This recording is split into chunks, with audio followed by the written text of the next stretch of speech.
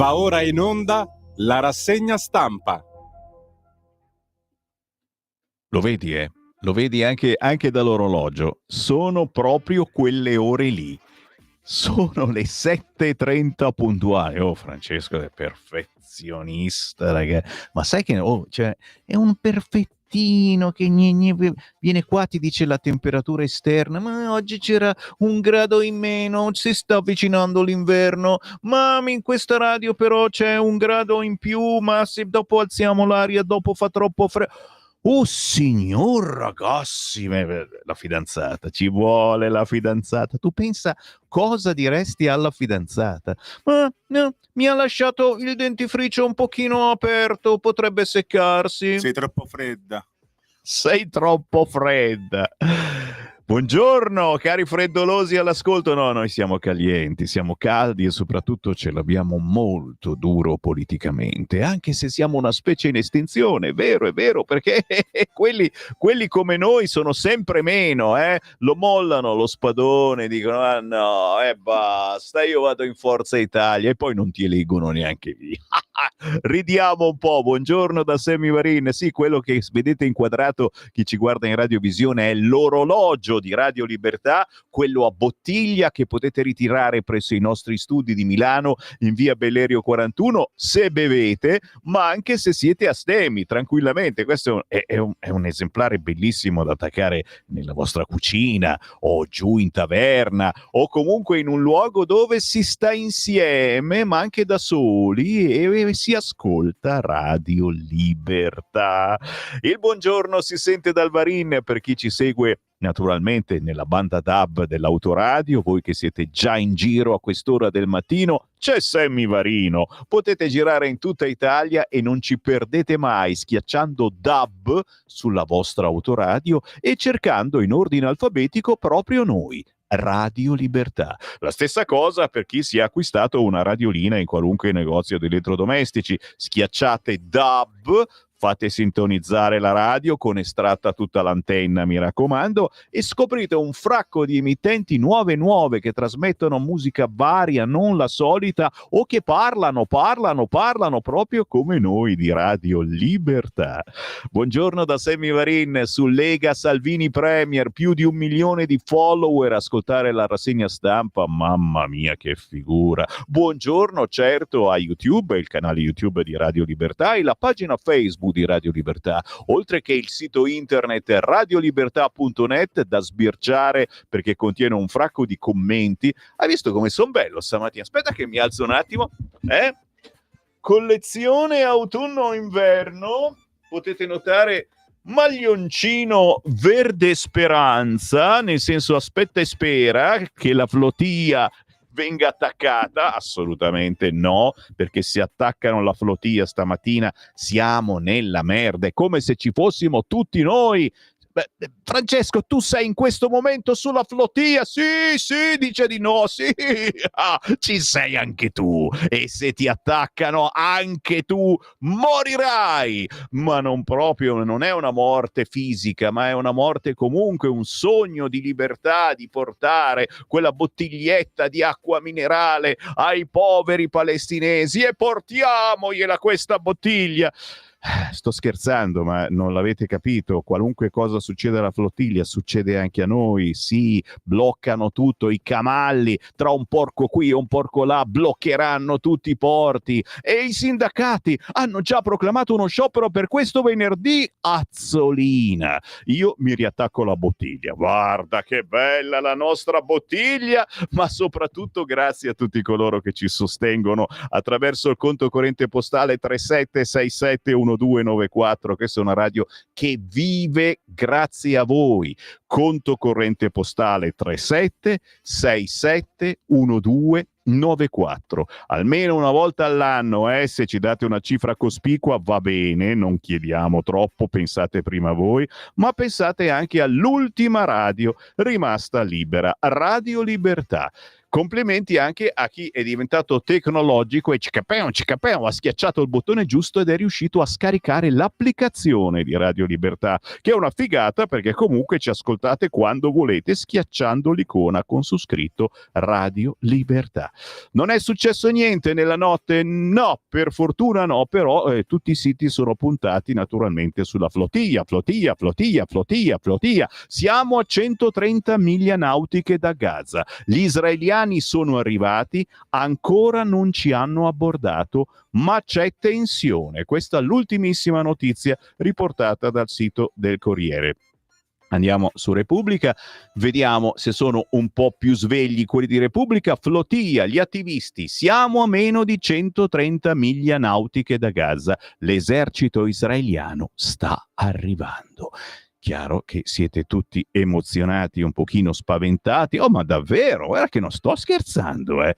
C'è comunque un pathos, una sofferenza, e uno dice: cosa mai gli faranno a questi puncabestia?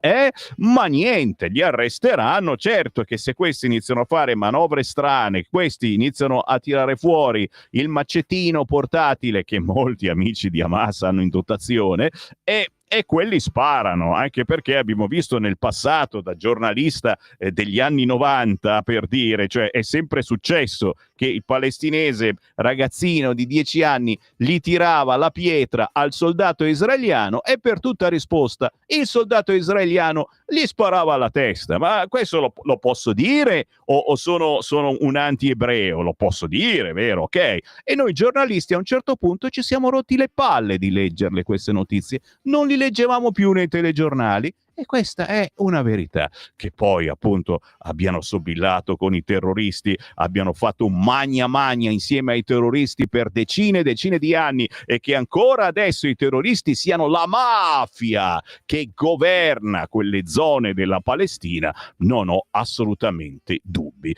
Dopo questa spiegazione variniana posso tornare serio? Certo, lo farò grazie al quotidiano. No, ti prego, Avvenire no, dopo Avvenire. Oggi facciamo lo strano.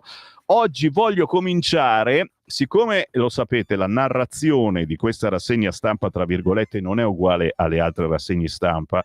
Se cercate di parlare solo di flotilla avete sbagliato radio, ve lo dico subito, ma anche qualunque l'argomento del giorno non viene sviluppato su queste frequenze, cioè lo cito, lo riprendo, il commento ci sta, ma non vi rompo le palle per 3 ore su questa argomentazione che dicono tutti, così come non trasmetto la musica che mandano tutti gli altri. La stessa cosa qui non avviene, siamo diversi, grandi come l'universi, e allora il Fatto Quotidiano. Perché? Ma perché il Fatto Quotidiano, che ha un'apertura un po' come tutte le altre, centropagina, flotilla ora X, Israele è pronto agli arresti, che è anche ottimista, signori, è il Fatto Quotidiano, l'attacco, Netanyahu schiera 600 agenti e soldati per catturare gli attivisti. Subito sotto, Meloni, altra critica, sabotaggio al piano di pace, perché il fatto che questi arrivino con la flotilla proprio adesso che c'è un piano di pace che potrebbe essere finalmente accettato anche da Hamas. Tel Aviv accusa navi pagate da Hamas, e questa è una triste verità che vi raccontiamo da settimane. Insomma, è da settimane, ci sono fotografie, ma ora sono spuntati anche i documenta che ufficializzano che questi hanno troppi amici con Hamas, e che addirittura Hamas frinfron avrebbe dato soldi per queste navi, anzi che molte di queste siano addirittura di Hamas. Sempre sul quotidiano Il Fatto Quotidiano, governi arabi in pressing sui miliziani, l'analista: il piano Trump è l'ultima occasione per Bibi, Hamas spaccato. Questi sono i titoli che riguardano la flotilla, che ripeto ne parlano tutti quanti, ma a me interessa qualcosa d'altro. Sì. Anzi, due cose. Quella un po' meno interessante, che però è un'analisi che riguarda anche noi leghisti celoturisti, voi di centrodestra, ma anche voi amici del PD, che vi vergognate un po' ad ammetterlo, ma avete comprato la Gazzacola. piazze piene, urne vuote, emorragia di voti. E già, si torna a parlare dell'astensione. Un'astensione killer. Anche per la destra, titola il Fatto Quotidiano in taglio alto. La maggioranza vince malgrado l'esodo di voti. Il PD non sfrutta la mobilitazione pro palo. Non sfrutta. Cioè, mi pare che l'abbia sfruttata abbastanza. Il problema è che non gliene fregava niente a nessuno, che non c'erano i picchiatori. Prossimo passo sarà menare certamente chi non vota PD? Punto di domanda. Non scherzare, Sammy Varin, che poi succede davvero. Il motivo per la sociologa Giovanna Mascheroni, la comunicazione da bar, e per il giurista Mario Ricciardi l'assenza di credibilità. Ok? Quindi perché? Perché non si è sfruttato la mobilitazione pro PAL? Perché si è comunicati come se fossimo un bar. Ma perché io non lo capisco il Fatto Quotidiano? Ma perché non ce la faccio, però sono partito dal Fatto Quotidiano perché oggi si parla di uno di cui non parla nessuno, e siccome è un qualcuno che ci interessa molto, capire cosa sta facendo e cosa potrebbe fare. Di chi parla il Fatto Quotidiano? Bada ben, di Luca Zaia. Calabria, lo spot di Salvini, ma soprattutto Zaia verso la Camera. Tan, ta, ta, ta. E allora per la prima volta, signore e signori, Sammy Varin vi porterà all'interno del Fatto Quotidiano. Non l'ho mai provata questa emozione. Senti che carta diversa, che carta, vi sto prendendo per il culo, non c'è nessuna carta, è tutto digitale. Senti, l'odore del Fatto Quotidiano. Senti, anche Francesco è inebriato dall'odore del Fatto ma sei vestito da montagna tu? Sembri un montanaro, c'è sul maglione, vai a sciare tra poco, sei pronto ad andare a sciare? Va bene, cambia il tempo assolutamente. Io sono vestito meglio, c'ho un certo golfettino verde Speranza. Il pile? Che pile? Questo non è un pile, va, per favore. Veneto, idea a destra, attenzione, Zaia alla Camera alle suppletive con una T sola. È vero, Giacomo Salvini, che non è un fratello, però parla di una cosa, pagina 14 del Fatto Quotidiano, di cui non parla nessun altro. Oddio, si era vociferato negli scorsi giorni, ma era un pissi, bao. Adesso qualcosa di più, oggi a pagina 14 del Fatto Quotidiano. Vi interessa se vi leggo qualche riga o siete allergici al fatto? Posso? Vado. L'idea sta prendendo forma di ora in ora, perché l'ultimo ostacolo prima di annunciare l'accordo alle regionali in Veneto resta lui, Luca Zaia. Il presidente Doge non ha ancora ottenuto una contropartita politica adeguata. Sarà capolista in tutte le liste del Carroccio, ma non ha ancora abbandonato del tutto l'ipotesi di correre in solitaria. Uno scenario a cui si oppongono Fratelli d'Italia e Forza Italia, che si vedrebbero svuotate le proprie liste elettorali. Per questo, per convincerlo a desistere, si sta facendo strada un'ipotesi: il ritorno di Zaia a Roma. Non in un ministero o in un ente pubblico. Ricordiamo che Zaia è stato ministro dell'agricoltura, quello con gli stivali sporchi davvero. Si era parlato del CONI come sua aspirazione in un ente pubblico, ma direttamente in Parlamento invece. Alla Camera dei Deputati potrebbe entrare Zaia. Lo scenario, che viene descritto da 3 fonti di maggioranza a conoscenza della questione, prenderebbe forma con la candidatura in Veneto del leghista Alberto Stefani, che è nella Camera dei Deputati. Quest'ultimo è il nome scelto da Matteo Salvini per sostituire Luca Zaia, 33 anni, già sindaco di Borgorico, Padova, dal 2023 segretario della Liga Veneta, è la figura che unisce Salvini e Zaia. Ma c'è un dettaglio, scrive il Fatto Quotidiano, che non è passato inosservato. Stefani, dal 2022, è deputato eletto a Montecitorio nel collegio uninominale di Padova e Rovigo. Se venisse eletto governatore del Veneto, come quasi scontato che sia, libererebbe un seggio alla Camera. e a febbraio si dovrebbero tenere le elezioni suppletive. In quel caso il candidato numero 1 sarebbe proprio Zaia, che farebbe ritorno nei palazzi della politica romana dopo i 2 anni da ministro dell'agricoltura del governo Berlusconi tra il 2008 e il 2010. Sarebbe una sorta di esordio per Zaia, perché sarebbe il primo mandato da parlamentare della Repubblica, seppur per poco più di un anno, visto che la legislatura scadrà in autunno 2027.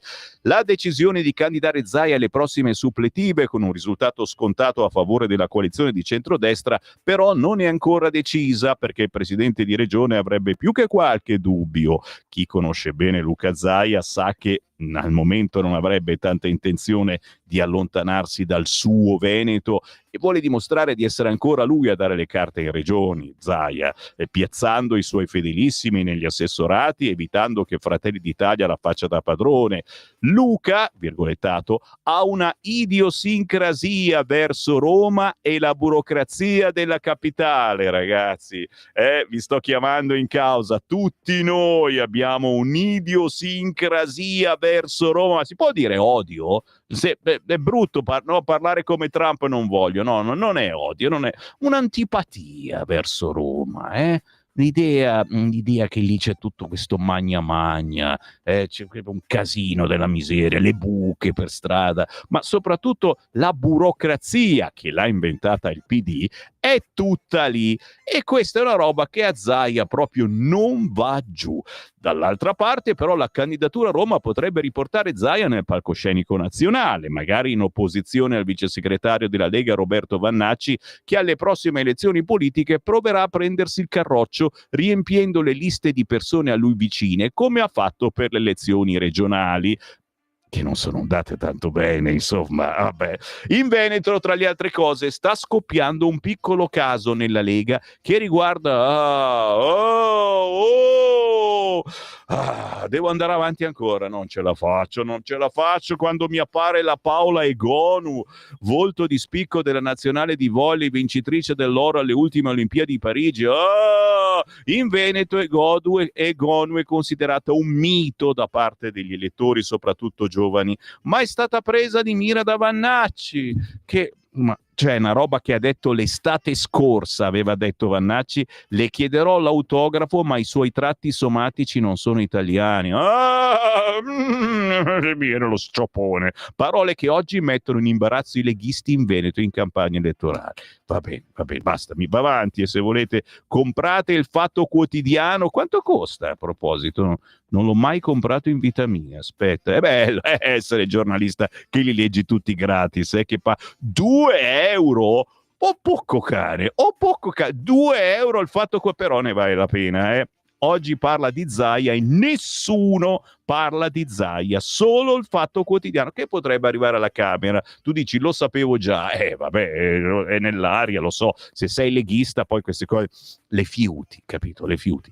Vado su Avvenire, oggi sono completamente impazzito e comincio dai giornali meno famosi, ma Avvenire ha le mani avanti, addirittura vede un ospedale per Gaza. Trump concede 3-4 giorni ad Hamas per accettare il piano di pace, cresce il pressing dei paesi arabi. Mi raccomando, dovete fare il tifo per la pace, ragazzi, che non vuol dire scrivere Palestina libera sulla nave che adesso sta per essere accerchiata dall'esercito israeliano, ma scrivere fuori dalle balle Hamas anche. Possibilmente non l'ha scritto nessuno questo concetto. La Chiesa italiana sosterrà la realizzazione con il Patriarcato Latino di Gerusalemme di un ospedale per Gaza.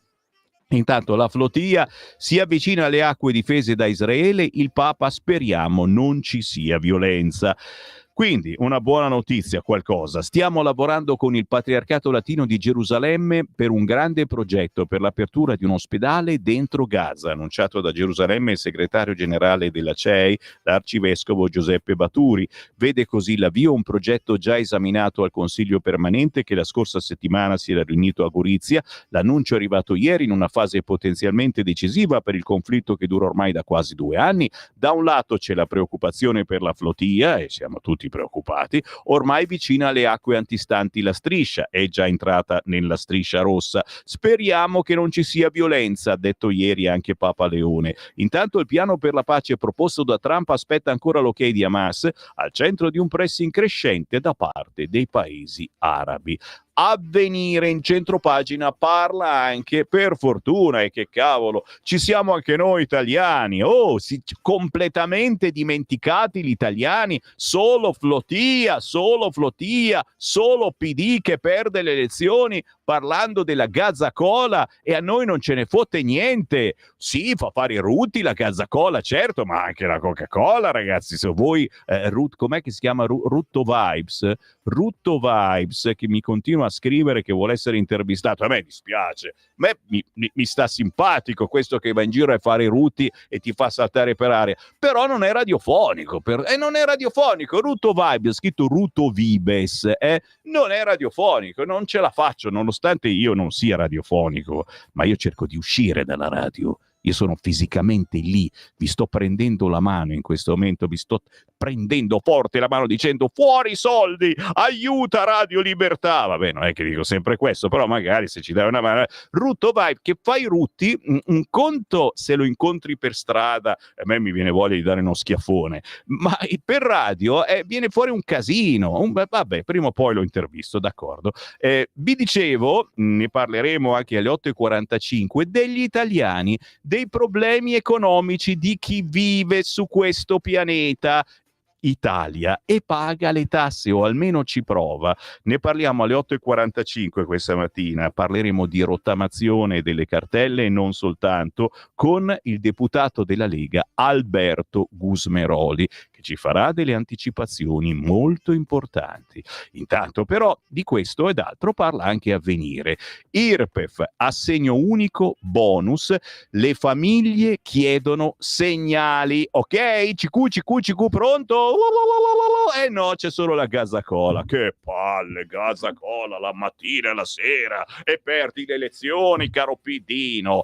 Dalla riduzione dell'IRPEF all'assegno unico migliorato, dalla detrazione delle spese per i libri scolastici alle borse di studio, all'adeguamento bonus sociale gas energia. Sono alcune delle proposte indicate come prioritarie dalle famiglie italiane, avanzate dal presidente del Forum Bordignon assieme a Domenico Menorello, presidente dei network di associazioni Ditelo sui tetti, chiama così, ditelo sui tetti, e a Vincenzo Bassi, presidente della Federazione delle Associazioni Familiari Cattoliche in Europa. Durante l'incontro convocato lunedì, ok, va bene, abbiamo visto quelle che sono le priorità anche per queste associazioni, e alcune di queste stanno già andando avanti. Avete sentito il bonus per gli elettrodomestici, e datevi da fare, e se non siete riccastri si può veramente comprare qualcosa risparmiando.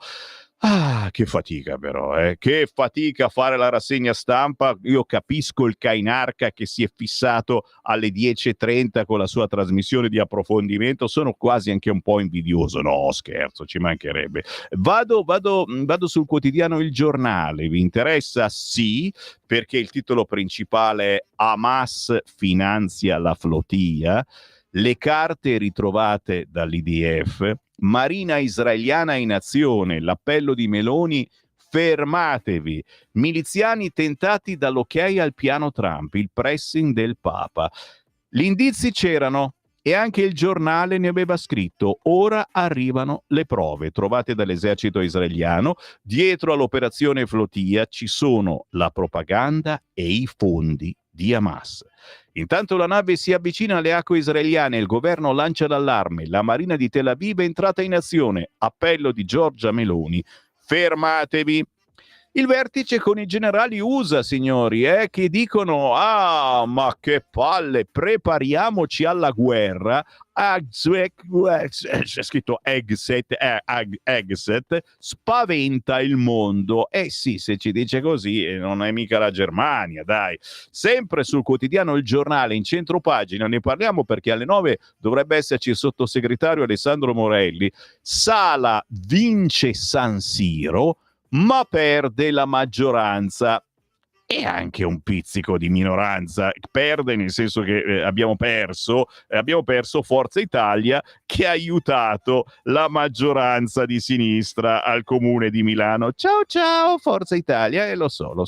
La terribile notizia su tutte le testate in fuga dopo il femminicidio: uccide la moglie a pietrate, poi il figlio, strage a Benevento, fermato l'uomo. In auto con lui il quindicenne morto e la sorella gravissima. Di spalla, l'editoriale di Ferdinando Adornato si intitola La narrazione a senso unico. Ve ne leggo qualche riga per darvi l'idea. L'accordo di pace proposto da Trump pone una grande questione esistenziale al movimento che ha invaso le piazze del mondo, chiedendo a Israele la fine dell'operazione Gaza. Condiviso da Netanyahu, dal Qatar e da altri paesi arabi, all'accordo infatti manca solo il sì di Hamas. Di conseguenza, se fino a ieri era sacrosanta ogni protesta verso Israele perché interrompesse bombardamenti e massacri, oggi la massima pressione va indirizzata alla fazione palestinese. Da ieri la vita di ogni abitante di Gaza non dipende più da Tel Aviv, ma da Hamas. Ecco allora il punto. Se credono davvero nella pace, Landini, Schlein, Conte e tutti i soggetti mobilitati a difesa dell'umanità dovrebbero tornare tempestivamente in piazza con un solo grande striscione: Hamas firma! E non sarebbe male che questo striscione comparisse anche sulle navi della flotilla, non sarebbe male, ma non lo faranno mai. Secondo voi? Non ve l'ho detto, potete scrivermi ragazzi, è 340 6709 659. Questa radio vive con i vostri WhatsApp, 340 6709 659. Commentate con me le notizie, tra 10 minuti vi leggo tutto, Ma è lecito dubitare che ciò accada, scrive Adornato sul giornale, anche perché qualche sofista di professione già obietta: ma Netanyahu insiste a non volere uno Stato palestinese. È vero, ma è anche vero che Trump lo ha invece indicato come l'obiettivo finale, punto 19 dell'accordo, e soprattutto che con una leadership dell'accordo forte e della contemporanea presenza di USA e paesi arabi, un nuovo Stato palestinese sarebbe un esito inevitabile. Inoltre, diciamo la verità, l'obiettivo del massacro del 7 ottobre non era certo lo Stato palestinese, altrimenti Hamas avrebbe governato Gaza in ben altro modo. In realtà voleva e vuole solo, come recita il suo statuto, distruggere gli ebrei.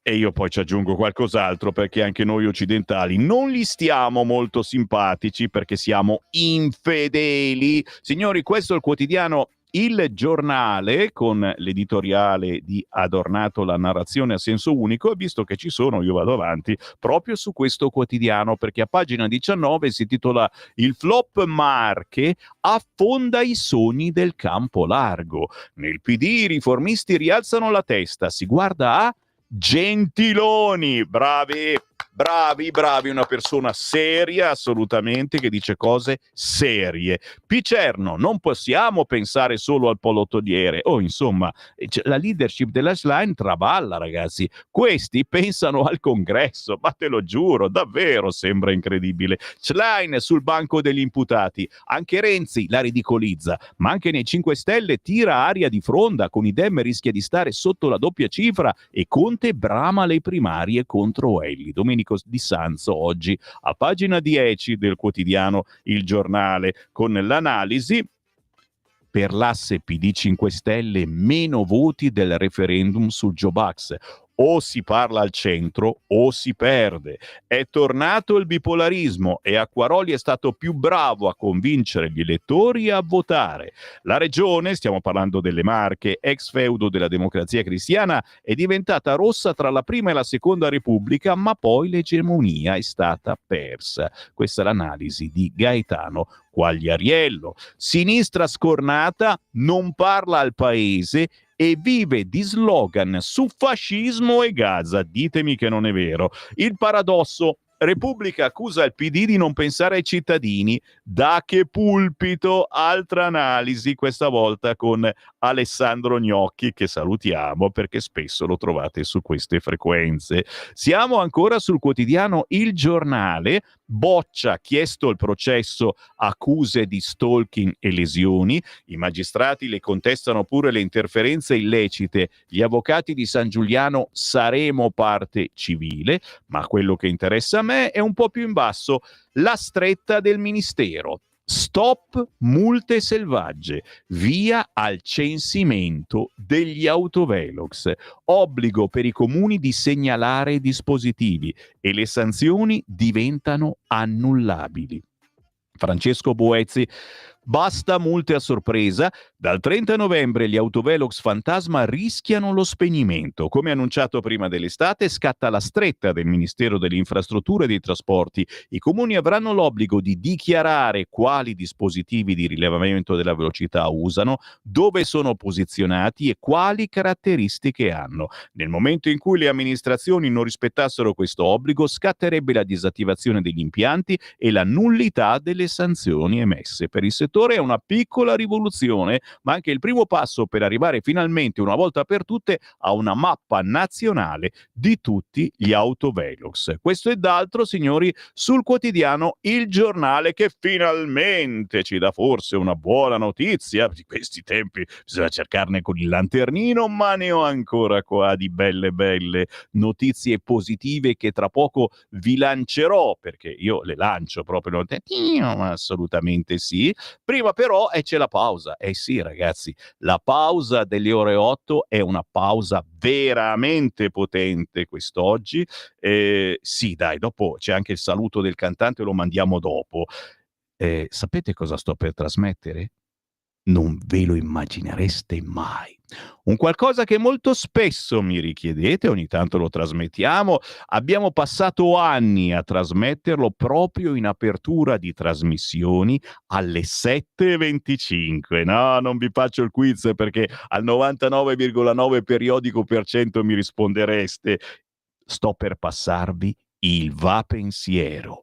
Ma non un va pensiero qualunque, signori. Sì, questa è la trascrizione per pianoforte del va pensiero grazie a Davide Pietro Runcini, musicista e compositore genovese. Questo sabato alle 21 suonerà a Torino al centro Devadatta in via Bardonecchia. Ha fatto questa opera incredibile e visto che lo ospitiamo ogni tanto qui su queste frequenze, soprattutto nella trasmissione del sabato, l'angolo della musica classica con Oretta Pierotti Cei, è stato gentilissimo a farmi avere per primo questa trascrizione. Allora, tutti zitti, sentite la particolarità di questo va pensiero per pianoforte. Stai ascoltando Radio Libertà. la tua voce libera, senza filtri né censura. La tua radio.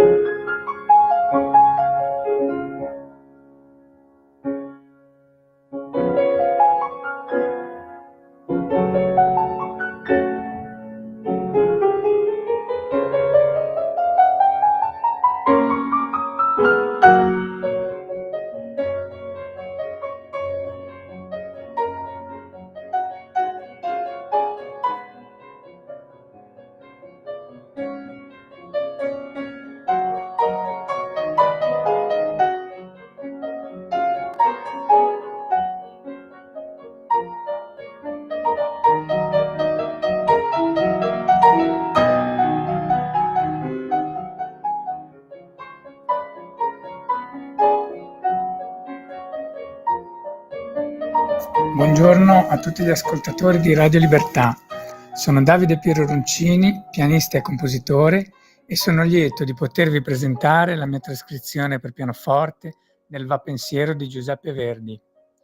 Ho cercato in questo lavoro di essere il più fedele possibile al testo, per trasmettere la stessa emozione del coro e orchestra, sfruttando le potenzialità dello strumento non a fini virtuosistico-acrobatici, ma dinamici e polifonici, per restituire il più possibile la ricchezza della tessitura compositiva. Ringrazio Sami Varin per l'ospitalità e l'entusiasmo e colgo l'occasione per invitare tutti voi ad iscrivervi al mio canale YouTube per scoprire altri miei lavori e rimanere aggiornati sulle pubblicazioni e la mia attività. Grazie a tutti e buon ascolto. A presto. Che onore, Davide Piero Roncini, maestro, un grande onore ospitarti nella mia rassegna stampa. Chi è di Torino e non può mancare questo sabato ore 21, Roncini suonerà a Torino al centro Deva Adatta, suonerà Eric Satie, De André, Mauro Pagani e naturalmente anche le sue composizioni. Cercate su YouTube Davide Piero Roncini e questa trascrizione per pianoforte del Va Pensiero, che adesso non vorrei fare cose un po' diverse, dico, ma se al posto dei gattini ci mettiamo questo Va Pensiero alle 7:25, lancio il referendum, dai, scrivetemi 3406709 chiaramente parlo dei leghisti, quelli storici che ascoltano questa radio già alle 7:25 e che si sentono i gattini di Rossini, che ci piacciono tantini, assolutamente, una roba particolarissima, irriverente siamo noi, siamo irriverenti verso la politica, verso i quotidiani che stiamo per leggervi, eccetera, ci stanno da Dio, però anche questa versione per pianoforte del Va Pensiero, fatemi sapere qualcosa. 3406709 guardali qua, tutti belli svegli che cominciano già a scrivermi, bravi. I gattini non si toccano, subito Enzo questo è un durista dei gattini e io ne ho 3 a casa. Una domanda al deputato Gusmeroli, che lo avremo alle 8:45 questa mattina. Perché non fate una legge che riguarda le aziende e le partite IVA in generale e vengo la proposta di far pagare INPS non ogni 3 mesi e il reddito non ad agosto in un'unica soluzione o in alcuni casi in 5 rate, bensì totalizzando entrambe le imposte spalmati 12 mesi e pagati mese per mese.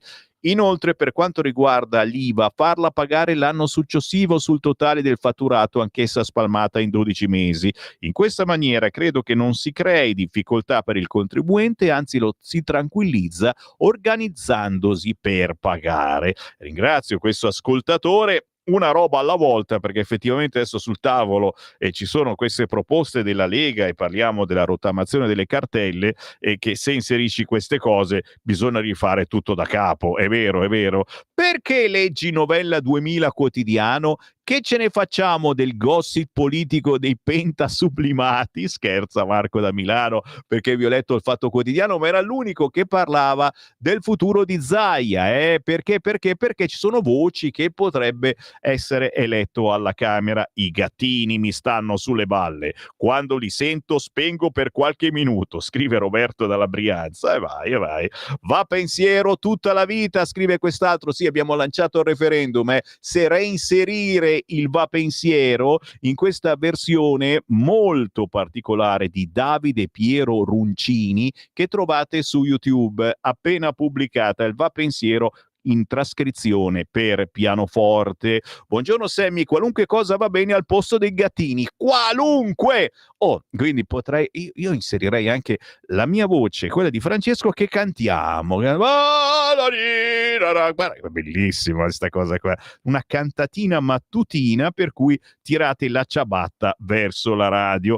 Dai, adesso passo ai messaggi quelli amorevoli verso Gentiloni, che è tra i papabili come nuovo premier del centro-sinistra, e noi chiaramente tifiamo per Gentiloni, lo vogliamo. Gentiloni chi? Quello che stava regalando pezzi del nostro mare alla Francia, scherza Pietro. No, non è uno scherzo, è proprio tutto vero.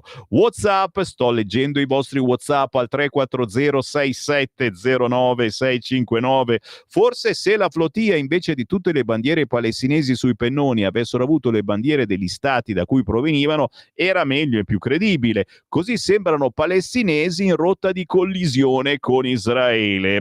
Speriamo che quindi gli amici israeliani, i soldati, capiscano. Ciao Sammy, le candidature di Salvini non le capisco. In Veneto perché non candidare Marcato? Grandissimo Roberto Marcato, sarebbe il degno successore di Zaia, ci scrive Dani da Como. Le candidature, questo l'ho già letto. Marcello è arrabbiato perché ha letto che il giornalista Maurizio Molinari è stato censurato dall'ordine per avere parlato di fatti noti da giugno riguardo un innominabile per la quale il complimento più gentile qua a Roma può essere soltanto fai schifo al... non so, io non so, non c'ero, non sono stato. Anche questo. Chissà se leveranno le bandiere dello Stato aggressore delle barche, mi auguro che dalle barche, mi auguro che li arrestino tutti, ci scrive Gian. Stiamo a vedere, buongiorno Sammy, certo che sia il Va Pensiero, grazie e buona giornata, Va Pensiero versione meravigliosa, quella che abbiamo appena ascoltato, se ve la siete persa trovate tutto dopo le 9:30 nel podcast di Radio Libertà, e questa sera è mercoledì, c'è la replica dalle 20 alle 21, un'ora con il peggio o il meglio della rassegna stampa, versione meravigliosa, ci scrive quest'altro, Sammy non è una roba ma una cosa, più corretto, e non mi ricordo cosa ho detto, sai che io parlo, poi mi dimentico, e il problema è che poi c'è sempre qualcuno che annota, come il nostro Grimoldi, Marco, che si inventa i gadget ispirandosi alle stupidate che dico. A proposito di invece cose serie, sono tornato sul quotidiano Il Tempo, che oggi titola Ops, aveva ragione Il Tempo, è la 10ª flotilla MAS, ok? 10ª MAS flotilla, hai capito? Hai capito? È una battuta. Spuntano a Gaza i documenti che provano i legami con i terroristi. Il ruolo della PCPA, Fratelli d'Italia, solleva il caso in Parlamento. La sinistra tace e in piazza arrivano le maschere antigas. Giuro, è così. Adesso tra poco all'interno, oggi Il Tempo è potente su questo fatto, 1,20 € li vale tutti. Il ministro della diaspora, il legame comprovato, l'Italia nostro alleato. L'Islam pragmatico fa schiantare il circo sinistrorso. E ancora, il piano per Gaza, il l'azzardo vincente di Donald Trump. Di spalla il richiamo della premier Meloni, flotilla si fermi ora, rischia di bloccare la pace, Landini infiamma la piazza, CGIL pronta per lo sciopero. A proposito, ne hanno proclamato un altro per venerdì e preparatevi, d'altronde è venerdì. Meloni lancia l'appello a flotilla, ma intanto Landini e la CGIL si preparano per lo sciopero generale. Se lo scontro non serve a niente, Giorgia piena di follower, Ellie di hater. Ancora siamo sul quotidiano Il Tempo, dopo la debacle nelle Marche, processo alla Schlein, Boccia, Furfaro and Company, sotto accusa finiscono tutti i fedelissimi, parte il processo a Schlein, sotto accusa tutti i fedelissimi da Boccia a Taruffi a Furfaro.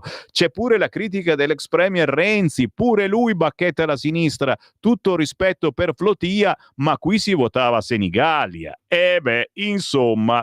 Sono ancora sul quotidiano Il Tempo, il richiamo dall'osservatorio fisco che ci dice altro che tartassati, mezza Italia non paga l'IRPEF, cioè sono sempre gli stessi che pagano le tasse. Tommaso Cerno invece vuole Trump, leader part-time dell'Europa. Sentite qua, finché flotilla va, lasciala andare. La nuova bella ciao della sinistra rischia di far saltare l'unico spiraglio di tregua vera a Gaza. E oggi chi rispetta davvero il dramma dei palestinesi deve distinguere tra lo sforzo in buona fede di milioni di europei che credono in quella missione e chi denuncia, come Il Tempo, che c'è chi ne approfitta. Certamente Hamas, i cui legami con flotilla emergono sempre più chiari, ma anche una parte della sinistra che deve decidere adesso se sta lavorando davvero per la fine degli orrori o solo per ipotecare un bonus elettorale in patria. Non posso credere che l'Italia sia questo, né posso credere che le parole di Giorgia Meloni e di Sergio Mattarella possano considerarsi appelli politici. Trump, piaccia o no, con i suoi modi e con il suo stile, ha aperto uno spiraglio, così come deve essere, come oggi deve fare l'Europa. Altrimenti davvero servirebbe che il presidente USA facesse 2 giorni a settimana il supplente di Ursula von der Leyen a Bruxelles. Il coraggio oggi si misura nella ragione di far prevalere l'obiettivo comune del ritiro di Hamas e di Israele dalla striscia. Il resto è propaganda. Come finirà? Naturalmente voglio un vostro messaggio al 340 6709 659, perché altrimenti io entro all'interno, ragazzi. È flotilla Hamas, aveva ragione il tempo, e quindi si parla certamente dei documenti che provano il legame con i terroristi. L'IDF trova la lettera con cui l'ex capo dei terroristi Haniyeh si schiera con un'associazione di cui fanno parte alcuni attivisti anti-Israele. Intanto Mollicone di Fratelli d'Italia annuncia un'interrogazione. Silenzio a sinistra. Giro la pagina e appunto esce fuori. Esclusivo, parla il ministro israeliano Kikli, quel legame è comprovato. L'Italia, un nostro alleato. Il piano Trump, importante. Il titolare del Dicastero della Diaspora, Israele non è in tensione per l'arrivo di flotilla. La questione non è al centro dell'agenda pubblica. Italia, abbiamo veri amici come Matteo Salvini. I legami tra flotilla e Hamas non sono un'opinione. Ed altre meditazioni proprio oggi sul quotidiano Il Tempo, che lancia anche maschere antigas e occhiali, così i propal pacifisti si preparano alla guerriglia. Oggi a pagina 6 sul Tempo. Sui social spopola il vademecum per lo scontro perfetto al corteo del 4 ottobre. Ecco come ripararsi da lacrimogeni e sostanze nocive nelle piazze per Gaza. Si avvicina la manifestazione di sabato e te l'ho detto, c'è l'ennesimo sciopero, licei occupati e rivolta alla Sapienza, tutto pronto al caos nella capitale. Il ministro Piantedosi insieme al capo della polizia Pisani incontra i prefetti di Roma, Milano, Torino, Firenze e Bologna. Dietro all'antisemitismo si muove una rete che preoccupa l'intelligence, gli anarco-insurrezionalisti. Piantedosi incontra i prefetti. Anche Landini, c'è, è riapparso Landini, ce l'eravamo dimenticati, stavamo così bene. Landini salta su flotilla, la CGIL dal via libera allo sciopero generale appena fermano le navi, e potrebbe arrivare la notizia tra pochi minuti. Il sindacato in assemblea approva la protesta selvaggia e si prepara a scendere in piazza coi palestinesi a Roma. Vengono proposte opzioni che si aggirano tra i 60 e gli 80 euro al massimo per scendere in piazza con il kit, ok? Maschere antigas, occhiali, c'è il listino prezzi su internet, sappiatelo. Pure Renzi bacchetta gli alleati, tutto il rispetto per Flotilla, ma si votava per Senigallia. Sul quotidiano Il Tempo, e non su molti altri, ne parla anche Repubblica parlando di rottamazione cartelle, però Il Tempo a pagina 14 ci ricorda che sono sempre gli stessi a pagare le tasse. Presentati alla Camera i dati del Centro Studi e Ricerche Itinerari Previdenziali. Un cittadino su 2 non paga l'IRPEF, peso fiscale su una minoranza. Il vice premier Tajani: noi ci battiamo a favore di un fisco dialogante e che guardi al futuro. È chiaro che quelli che invece le tasse le vorrebbero pagare perché le hanno denunciate e non ce la fanno, ne parleremo tra poco alle 8:45 parlando con Alberto Gusmeroli di rottamazione cartelle.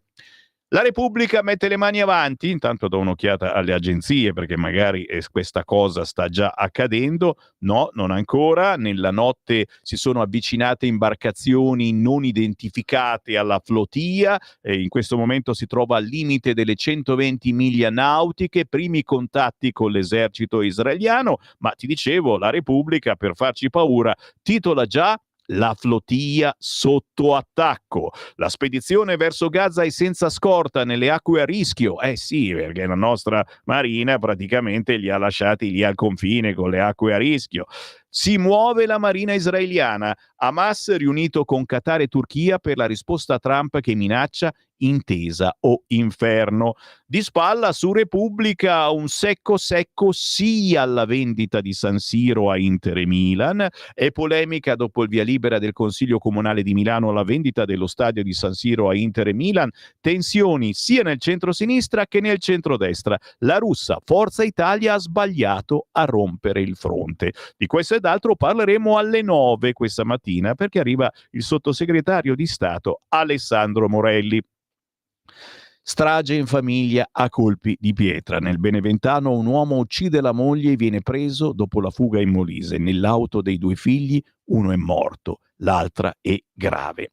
Anche qui i conti IRPEF, un italiano su 2 non paga nulla, tutto il peso sul ceto medio. All'interno, pagina 2 di Repubblica, flotilla in zona rossa, l'IDF, vi arrestiamo, nave Alpino si fermo, l'intervista a Scotto, Arturo Scotto, mi viene sempre in mente Pino Scotto che fa rock, deputato PD a bordo della flotilla. Scotto dice è normale avere paura, noi non faremo colpi di testa. Sì, però magari se buttate giù lo striscione anche Hamas fuori dalla Palestina non sarebbe male, tanto così per dare un'idea. Non ci siamo messi in pericolo, la missione ha evidenziato le indegne frottole di Israele. Concita Sannino oggi sul quotidiano La Repubblica. Certo che ho paura, penso sia umano. Cosa pensa che accadrà ora? Gli chiede la Sannino a Scotto Pino, Arturo. Non voglio nascondere la preoccupazione, ho paura per gli attivisti innanzitutto che non hanno le nostre garanzie di parlamentari. Sì, se ti sparano c'è poco di garanzia, dici paga l'assicurazione, eri in missione, ma deve essere chiaro che non siamo stati noi a metterci in pericolo. La voce interrotta da raffiche di vento. Il Dem Arturo Scotto risponde sempre da Karma, la barca di 44 piedi dell'Arci che insieme a tutta la Sumud flotilla continua a puntare verso Gaza. Alle 21 si va a vele spiegate, vento dei Balcani a 20 nodi, dista solo 30 miglia al punto X, quello dell'impatto. Chiaramente imperdibile l'intervista a pagina 2 di Repubblica. Le piazze si mobilitano, i cittadini reagiscano, attivisti contro la Premier che parla poi a pagina 4 di Repubblica. Se vanno avanti è a rischio la tregua a Gaza, inascoltato pure Mattarella. Un caso oppure no, però c'è la foto su ogni quotidiano, eccola qua anche quella di Repubblica, Giorgia Meloni ed Ellis Line all'arrivo alla Mezzia Terme, con loro di spalle Antonio Tajani, governo e opposizioni insieme sullo stesso volo. Tan, da, da, da. La leader dell'esecutivo con Tajani sull'aereo con Bonelli, Fratoianni e la Schlein, la segretaria Dem è l'unica in economy. Che brava, ragazzi, Chiaramente è tutta vostra questa pappardella, pagina 4 del quotidiano Repubblica, ma ne parlano anche ad altri, assolutamente. Excel avverte i generali, prepariamoci alla guerra. Il capo del Pentagono contro la cultura woke nell'esercito e Trump sulle città saranno campo di addestramento dei soldati. Un po' più in basso, ma siamo su Repubblica, dovete capire, e a Chicago agenti a caccia di immigrati, riferisce Massimo Basile da New York. Nella metropoli libera la Casa Bianca invia i militari. Polemiche per un rider americano ucciso in strada dalla polizia. Anche noi abbiamo l'esercito nelle città, Poi la verità sta sempre nel mezzo. La destra in Calabria scommette sul 2-0, lo riconosce persino Repubblica, pagina 18. A sinistra, so sfigati, i leader riuniti alla Lamezia, la Premier minaccia i giudici, vedremo chi ha la meglio. Regionali sui nomi ancora non c'è intesa, perché ricordiamolo, si vota in Calabria, ormai ci siamo. Una bastonata alla Lega, era un po' che non ce la dava Matteo Pucciarelli, e va bene, prendiamocela. La Lega arretra e mastica amaro, ma i colonnelli difendono Salvini. Nelle Marche Forza Italia di nuovo davanti alla Lega come risultato elettorale. Vannacci dice ci sono stati troppi traditori. Calderoli dice però abbiamo retto. La verità è che molti della Lega sono passati a Forza Italia in queste elezioni nelle Marche e non sono stati eletti. Per Roberto Calderoli il dato nelle Marche è buono: cedere la Lombardia? No agli scambi. Luca Zaia getta acqua sul fuoco: non avevamo il candidato presidente, nessun dramma. Roberto Vannacci accusa i tanti traditori nelle Marche: in fondo è andata bene. Alberto Stefani dovrebbe essere lanciato come candidato in Veneto per il dopo Zaia. Oggi a pagina 18 del quotidiano Repubblica. Faccio in tempo anche a leggervi la Repubblica Economia. Siamo in fondo a pagina 30 perché dice quello che non so se lo diremo, ma l'argomento è quello. Ne parleremo alle 8.45 con il deputato della Lega Alberto Cusmeroli. In manovra la rottamazione light, margine sulla spesa di 8 miliardi. Dai conti, scostamento positivo rispetto ai vincoli del patto di stabilità. C'è spazio per il taglio delle imposte e le misure su difesa, energia e sanità. Compromesso con la Lega sulle cartelle. Michele Bocci e Giuseppe Colombo. Un margine di spesa di 8 miliardi, ora nella manovra si apre uno spazio per le nuove misure. L'elenco è stato già abbozzato: il taglio dell'IRPEF per il ceto medio, una rottamazione flessibile delle cartelle fiscali, sostegni alle famiglie, aiuti contro il caro energia e stanziamenti per la difesa. Il governo si prepara a svelare l'anteprima della legge di bilancio nel documento programmatico di finanza pubblica atteso giovedì alle 19 sul tavolo del Consiglio dei Ministri. Le misure non saranno dettagliate in attesa della sintesi che deve ancora maturare nella maggioranza, ma il documento fornirà comunque le prime indicazioni sul menù della finanziaria. La novità più rilevante è contabile. Grazie al risanamento dei conti e alla differenza tra la spesa effettiva e quella concordata con l'Europa, l'esecutivo potrà contare appunto su un margine, potrà spendere di più rispetto a quanto previsto l'autunno scorso con il piano strutturale di bilancio, rispettando al contempo le regole del patto di stabilità. La traiettoria della spesa netta infatti sta registrando un andamento virtuoso, migliore delle attese, e lo scrive Repubblica. C'è margine appunto per alzare l'asticella. Si innestano qui le misure della manovra, i conteggi sono ancora in corso, ma la riduzione di 2 punti percentuali dell'aliquota IRPEF al 35% dovrebbe fermarsi a quota 50.000 euro di reddito, costo stimato intorno ai 3 miliardi. Alla rottamazione delle cartelle, di cui parleremo tra poco, dovrebbe andare circa 1 miliardo, ma la dote sarà definita solo quando si arriverà a un bilanciamento di tutte le misure. Una cosa è certa: la rateizzazione senza interessi e sanzioni non potrà contare sulle 120 rate mensili previste dal disegno di legge del Carroccio. Il nuovo schema allo studio prevede 96 rate, che sono comunque 8 anni, per i carichi affidati agli agenti della riscossione fino al 30 giugno 2023. Saranno ammessi anche i decaduti della rottamazione quater, ma la nuova definizione agevolata 96 rate non sarà per tutti. Il meccanismo sarà calibrato sui debiti. Più alti sono, maggiore sarà il numero delle rate su cui il contribuente potrà spalmare i pagamenti. Con la manovra potrebbe arrivare anche uno stanziamento importante per la sanità. Almeno questo è l'auspicio del ministro della Salute Schillaci, che ieri ha detto di puntare a una cifra tra i 2 e 3 miliardi in più rispetto ai 4 già stanziati l'anno scorso. Cosa si farà coi soldi in più se arriveranno? Per l'assistenza domiciliare introdotta dal PNRR servono 700-800 milioni. Poi ci sono spese per la prevenzione, le farmacie di servizi e altre voci. Quello che resta, si spera almeno mezzo miliardo, servirà per aumentare i compensi del personale sanitario, molto probabilmente gli straordinari. Stai ascoltando Radio Libertà. la tua voce libera, senza filtri né censura. La tua radio. Lo amiamo. perché ci offre sempre le cose più buone e naturali. Linea Alberto Acerbis! Un saluto agli ascoltatori da Alberto Acerbis, ciao a tutti, ben ritrovati. Allora, andate, se volete,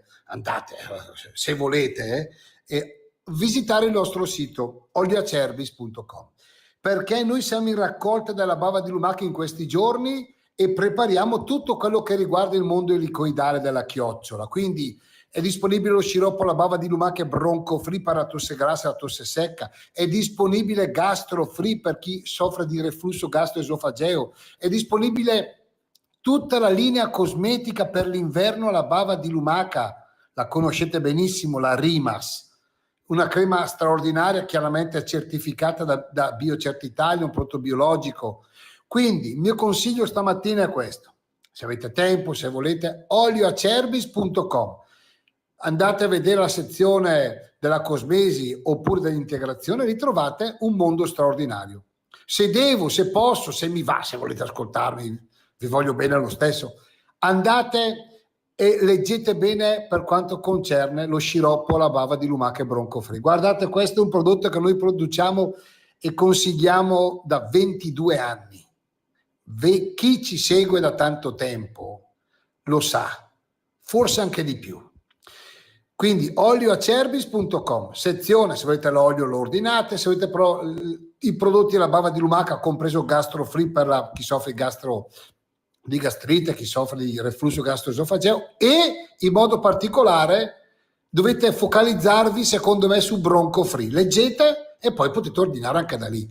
olioacerbis.com. Scrivete come ci è conosciuto Radio Libertà, perché io vi faccio un bellissimo regalo, perché lo meritate. Grazie, buona mattina, in alto i cuori, avanti tutta, Maimula Tenardur, ci vediamo alla prossima. Ciao.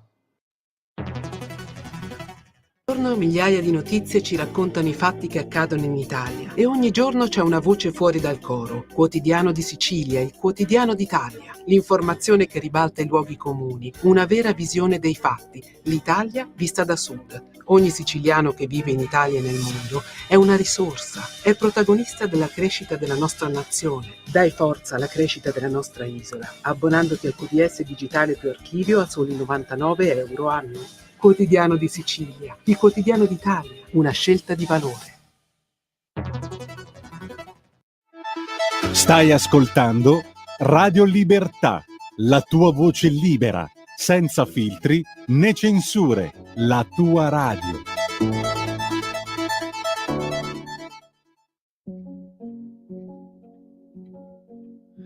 Eyes of emerald and white, more precious than gold. Hands as soft as the sand, but harder to hold. Tonight could be the last time your heartbeat and mine are ever this close. But life can cut like a knife, that's just how it goes. But till the day I die, I will dream of you in a million lives. You're the one I choose. I love you till my last breath. You're gone, but something in the heavens tells me that we'll be together again. I'll see you around the bend. You're gone, but something in the heavens tells me that we'll be together again. Sounds of gathering clouds are all that I hear. Just days of permanent grey since you disappeared. But till the day I die, I will dream of you in a million lives. You're the one I choose. I love you till my last breath. You're gone, but something in the heavens tells me that we'll be together again. I'll see you around the bend. You're gone, but something in the heavens tells me that we'll be together again. I suoi pezzi sono tra i più ascoltati al mondo. Lewis Capaldi, Sometimes in the Heaven, ci ha portato alle 8.36 con il buongiorno rinnovato alla voce di Sammy Varini in rassegna stampa su RL Radio Libertà. Tra poco avremo il deputato Alberto Cusmeroli, poi Alessandro Morelli, ma subito il Corriere della Sera che apre con Gaza, pressione su Hamas, ammazza moglie e un figlio a Sassate, la fuga e l'arresto. Ma oggi il quotidiano Il Corriere intervista Sgarbi. Sabrina mi ha salvato, la sposerò a Venezia. Io caduto in depressione per l'uscita dal governo. Aldo Cazzullo oggi intervista sul Corriere. Vittorio Sgarbi. Il caffè di Massimo Gramellini si intitola La destra walk e parla di Zaia, che si è lamentato per una battuta di Enrico Brignano a Domenica In sui Veneti, massa d'embriaconi, e lo prende in giro dicendo che la destra è walk. All'interno del quotidiano Il Corriere si ricorda anche qui lo strano incrocio, strano che non l'hanno chiamato inciucio, lo strano incrocio dei leader in aereo. Meloni e Schlein parlano degli attivisti. Sul volo per Lamezia la premier Bonelli: non sei preoccupato? E lui: certo, tutti lo siamo. Di spalla però i fischi al sindaco di Reggio Emilia su pace e ostaggi all'evento per Albanese. Fischi, urla e una strigliata davanti a centinaia di persone dalla relatrice speciale dell'ONU sui territori palestinesi, e ancora lei, Francesca Albanese. Il sindaco di Reggio Emilia reo di aver parlato come avrebbe parlato la Meloni. Vado avanti, ancora sul quotidiano Il Corriere. Sala incassa l'aiuto esterno. Non mi scandalizza. Oggi conta il risultato. Il sindaco di Milano: il tema era divisivo, la maggioranza c'è ancora. Di che si parla? Della vendita dello stadio San Siro. Paolo Scaroni, presidente dei rossoneri, dice: faremo l'impianto più bello d'Europa, non è un'operazione per vendere il club. Fatto sta che qui si parla di Milano, di un simbolo di Milano che sarebbe stato venduto a un prezzo più basso. Ci metto il punto interrogativo, ma poi lo chiediamo ad Alessandro Morelli.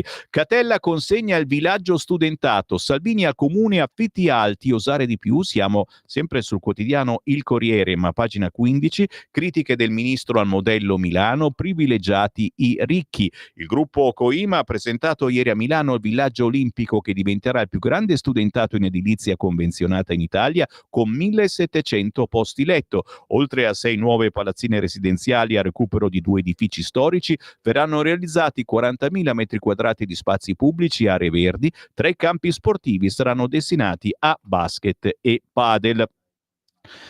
Si gira di nuovo pagina, altra frase forte, devo dire, parlando degli esteri. Siamo sul Corriere a pagina 16. Agset ordina ai militari: basta barbe e grassoni. E Trump: le nostre città campi di addestramento. Il presidente: pronti se qualcuno evoca la minaccia nucleare. Se ne parla con l'inviata a Washington del Corriere, che segnala anche, ma questa è pubblicità, ma è giusto che lo sappiate, che oggi nasce un nuovo canale TV sulla 7. No, dice, oh mamma mia, Saviano no stop. Come si chiama questo canale? No, tranquilli, si chiamerà La 7 Cinema, il meglio del cinema a casa tua, uno dei 40.000 canali che abbiamo a disposizione in più, in chiaro per tutti, da oggi 1 ottobre sul canale 29. Sammy Varin, stai diventando un peripatetico, ma cosa fai? Fai pubblicità alla 7.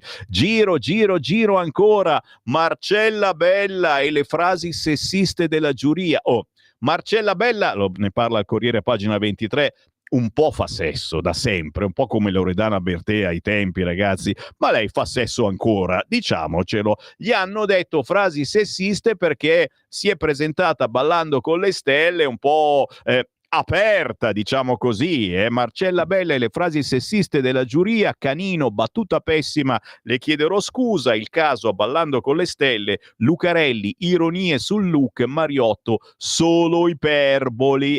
Gli hanno detto delle frasi un po' forti, che però è una trasmissione scherzosa, ci poteva anche stare. Come vi ho ricordato, a pagina 27 l'intervista con Vittorio Sgarbi. Sono caduto in depressione per la mia uscita dal governo, Sabrina mi ha salvato, la sposo. Il critico: ho subito un'ingiustizia assoluta, non avevo più voglia di mangiare e di vivere. Paginone sul Corriere, intervistato Sgarbi da Aldo Cazzullo. Ma se vi interessa c'è l'intervista anche ad Alfonso Signorini. Il mio grande fratello ha favorito l'inclusione in TV. Ho scritto il mio primo romanzo ed è una storia d'amore. Il giornalista con Matteo Bocelli, la redazione, festeggio i 30 anni di Chi. Quest'oggi sul quotidiano Il Corriere. Ho ancora tempo per girare, e lo faccio molto volentieri, sul quotidiano La Verità, che la Riva, le Chi. Ursula dai compiti a casa per il riarmo, verifica annuale per controllare se e come ci indebitiamo per prepararci a combattere Mosca. Intanto l'Unione Europea paga il muro antidroni, però la NATO ammette, forse involontari, gli sconfinamenti dei russi. E Rutte parla come Putin, l'Ucraina è il nostro cuscinetto. In taglio alto la vicenda stadio, San Siro svenduto, 441 euro al metro quadro. Sala fa un pessimo affare per Milano, stadio destinato alla demolizione, ma c'è un vincolo. Brutte notizie anche in centropagina, sì alle nozze tra i cugini per compiacere gli islamici. Il ministro della salute britannico apre al matrimonio tra persone con vincoli di sangue, pratica che riguarda il 40% dei pakistani. Ma poi neanche per la Slane. 10 sconfitte per la Slane possono bastare, ci pensa Carlo Cambi e Giorgio Gandola. All'interno certamente le 10 sconfitte per la Slane, e vediamo se arriverà al congresso, il centrodestra che tira la volata a Occhiuto, Rowling e Venezi, due donne scomode che vengono odiate anche dalle donne, se ne occupa Francesco Borgonovo, oggi a pagina 15 della Verità. Emma Watson attacca anche la creatrice di Harry Potter, colpevole di avere posizioni contro woke e transgender. L'attrice la accusò già 3 anni fa, pubblicando pure un video sui social. I tempi sono mutati e i VIP cambiano le loro posizioni per contare di più. Sempre sul quotidiano La Verità, ve l'ho detto, Londra ammicca ancora gli islamici. Le nozze tra cugini portano vantaggi. Secondo le linee guida del servizio sanitario, le unioni tra parenti che furoreggiano tra i pakistani creano sistemi più solidi. Il ministro della salute si è scusato, la scienza ci ha dimostrato che sono pericolose. Siamo ancora sul quotidiano La Verità e ricorda La Verità che da oggi le imprese saranno obbligate ad assicurarsi dal meteo estremo. La polizza contro i danni catastrofali riguarda le aziende con 50 dipendenti, poi toccherà a tutte, si paga per l'incuria dello Stato. E ancora, girando pagina, l'ultima follia Verdi. Pagina 19, una notizia terribile della Verità. Divieti assurdi nell'ordinanza antismog di Vicenza che proibisce alle attività commerciali anche i barbecue all'aperto. L'offensiva segue la crociata fermata dai giudici di Milano contro i fuochi d'artificio, i blocchi delle auto e lo stop ai classici falò della Befana. La notizia pazzesca, signori, è che a Vicenza, in caso di allerta arancione, alle attività commerciali sarà vietato fare barbecue e preparare caldarroste all'aperto. A Vicenza, comune amministrato, naturalmente lo metto tra parentesi, dal PD.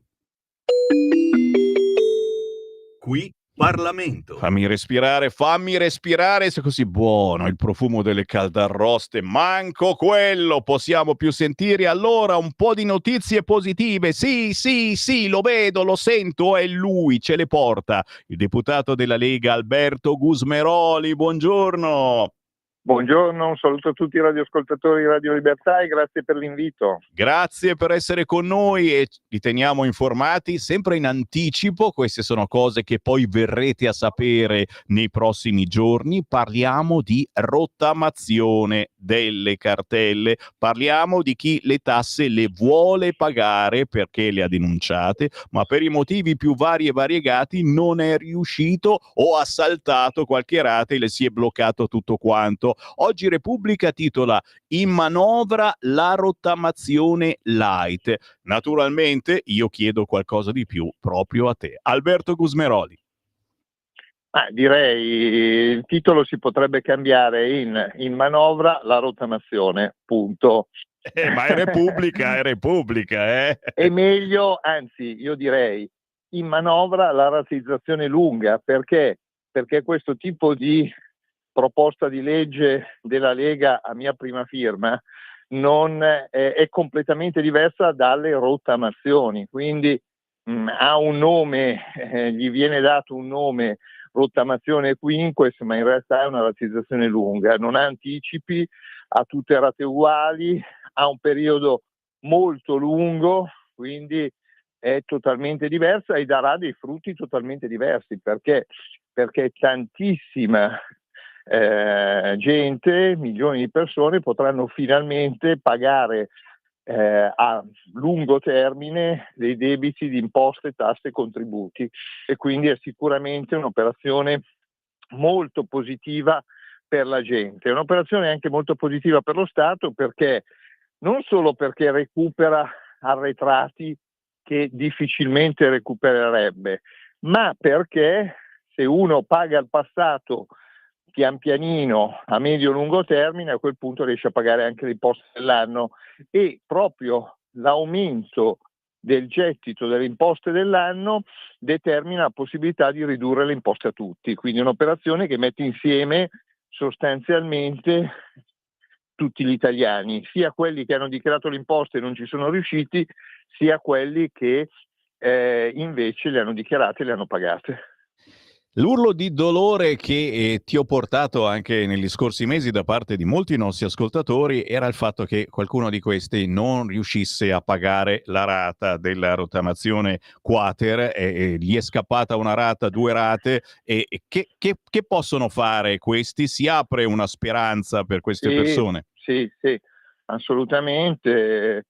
Rientreranno quelli che hanno aderito alle vecchie rottamazioni e che non sono riusciti a pagare, rientreranno tra quelli che potranno mettersi in regola, quindi nessun problema da questo punto di vista. E questa è una notizia fantastica. Un po' meno fantastica, ti rubo ancora un minuto, la notizia che ci ricordano alcuni quotidiani è che sono sempre gli stessi quelli che pagano le tasse. Praticamente c'è un numero sul ceto medio di persone che pagano le tasse, sono sempre quelle, le tasse pesano sempre sulle stesse persone. Cosa si può fare, Gusmeroli?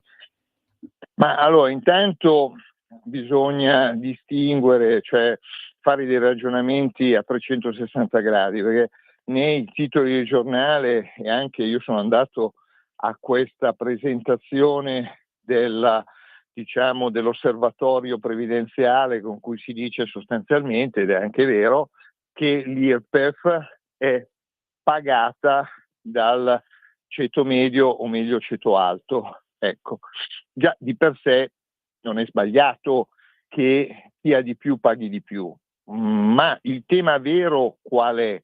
Il tema vero è che le imposte bisogna guardarle tutte, cioè non è che bisogna guardare solo l'IRPEF, perché immaginiamoci uno, ieri io sentivo in questa informazione ai cittadini da parte di questo osservatorio, dicevano quelli che guadagnano oltre 300-400 mila euro l'anno pagano tantissimo, e Però ricordiamoci anche che ci sono altre imposte, per esempio l'IVA. L'IVA pesa di più sulle fasce deboli, perché se uno va a comprare un televisore e l'IVA è il 22%, il 22% è sia per il povero che per il ricco. Però quello che diciamo può meno fa più fatica a pagare il 22% fisso rispetto a quello che ha di più. Quindi quando si fanno questi ragionamenti non si devono fare per pezzetti, quindi per tipo di imposta, ma bisogna guardarla su tutto il carico fiscale.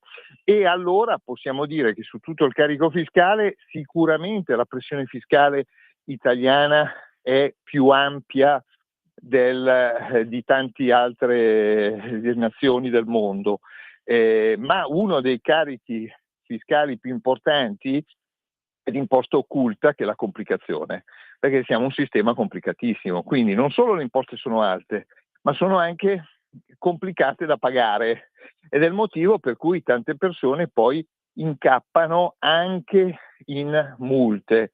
Perché? Perché le norme sono spesso soggettive, spesso vanno interpretate, uno pensa di aver fatto tutte le cose correttamente e poi non è così perché le norme sono talmente complicate, quindi il sistema fiscale italiano è un po' una giungla. D'altra parte, lo dice la Banca Mondiale, siamo il 128° paese al mondo in quanto a semplicità fiscale, cioè uno dei più complicati. Alberto Gusmeroli, guerriero antiburocrazia economica. Grazie davvero, Alberto, del tuo lavoro. Grazie a voi per il servizio che fate e incrociamo le dita per la rateizzazione lunga. Qui Parlamento. Avete incrociate le dita delle mani e anche dei piedi. Incrociamo, perché sapete che c'è... stai pensando a Forza Italia, se mi pare. Ma dai, ma ti sembra? Ma che... 8:53, signori, si ritorna in rassegna stampa. Tra poco arriva anche Alessandro Morelli, piatto ricco, micifico, ma io vi porto sul quotidiano Libero, che titola questa mattina Gaza, le ore decisive. Il Papa dice sì al piano Trump. L'appello di Prevost mentre il PD spara, portare i profughi in Italia, ha detto proprio così. Ira Meloni sulla flotilla, il premier, ostacolano la pace, ecco le prove, Hamas finanzia le navi. In centropagina game over a San Siro ed è tutti contro tutti, ne parliamo tra poco con Alessandro Morelli. Sala esulta, ma tra i suoi è il caos, la destra non ne approfitta. Sempre sul quotidiano siamo sul quotidiano Libero, l'editoriale di Mario Secchi di spalla si intitola Le mosse di Donald per il Medio Oriente disarmano la sinistra, e naturalmente siamo tutti lì a pensare alla flotilla che magari srotolasse anche qualche altro striscione aggiornandosi un attimino, perché qualcosa sta accadendo in queste ore. Siamo a 130 miglia nautiche da Gaza, gli israeliani sono arrivati, ancora non ci hanno abbordato, ma c'è tensione, così titola il sito elettronico del Corriere in questo momento, mentre Repubblica dice flotilla limite delle 120 miglia nautiche da Gaza, sommergibile e navi israeliane intorno alle imbarcazioni. Torniamo sul quotidiano Libero e all'interno andiamo a vedere il rapporto israeliano che dice la flotilla è finanziata dai terroristi di Hamas, ecco tutti i collegamenti. Pubblicate sui social le prove dei rapporti tra la missione e l'organizzazione islamica. A gestire le barche sono 2 dirigenti del Ministero degli Esteri della Striscia, classificato come sigla terroristica nel 2021. Fratelli d'Italia dice gravissimo. Le barche vicine a Gaza, l'ira della Meloni che dice ostacolate la tregua.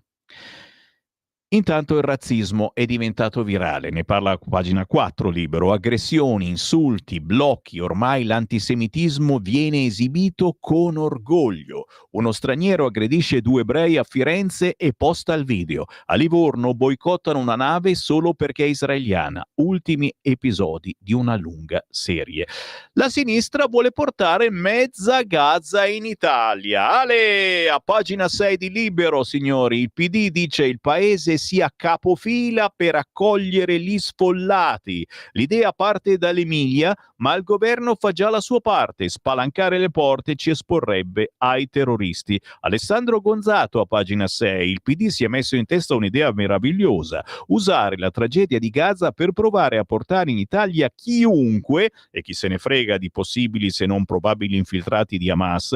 Compagni, la nuova parola d'ordine è diaspora. Dall'Emilia Romagna i democratici lanciano il grido di battaglia. In Medio Oriente c'è la guerra scatenata da quei criminali di Israele. Il 7 ottobre, si sa, è stato un incidente di percorso. L'Italia, prima tra tutte, deve farsi carico dei profughi veri e presunti come da tradizione Dem, accoglierne a migliaia. Di più, il governo Meloni finora non ha fatto nulla, dunque spalanchi i porti. A rendere la nota pensata è di Manuela Rontini, sottosegretaria Dem alla presidenza della regione. La nuova protagonista del PD si è esibita durante il question time rispondendo alle domande di un'altra Dem, l'Arduini, tutto in famiglia, ma qui mi fermo ragazzi, non ce la faccio a proseguire. Sappiate che cosa vogliono questi, soprattutto in vista delle prossime elezioni, se li fate vincere. Dopo la sconfitta delle Marche, infatti, a pagina 12 di Libero, Linea e Alleanza, i riformisti Dem processano la Schlein. La Batosta conferma i dubbi sulla gestione di Elli, che ha spostato troppo il baricentro della coalizione a sinistra. C'è Conte, l'attendista, che va a picco e incolpa gli alleati. Se il suo candidato Tridico perderà, il leader 5 Stelle potrà accusare il campo largo e aspettare la fine della segreteria PD. Ma proprio a proposito di Calabria, centrodestra in Calabria, aria di 2-0 dopo la vittoria nelle Marche. Ce ne parla a pagina 13 Fausto Carioti. Folla al comizio dei leader per Occhiuto, Meloni contro il reddito di regionalanza e la sinistra che specula su Gaza. Anche sul Libero la fotografia, Giorgia e Elli sullo stesso volo, a bordo dell'aereo diretto alla Mezio Terme, e anche Tajani, Bonelli e Fratoianni, e si sono ritrovati tutti felici e contenti.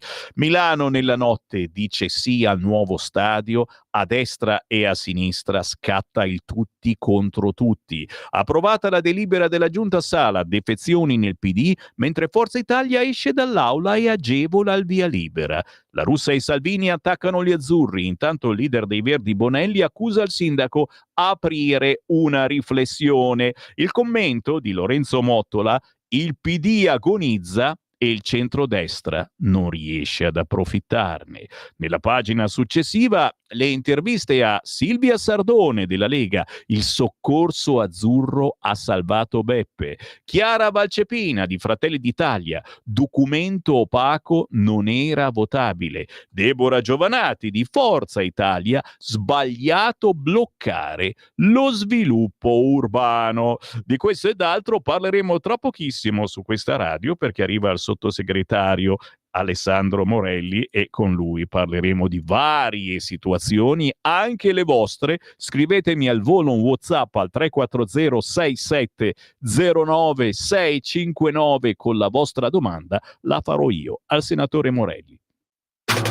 Stai ascoltando Radio Libertà. la tua voce libera, senza filtri né censura. La tua radio.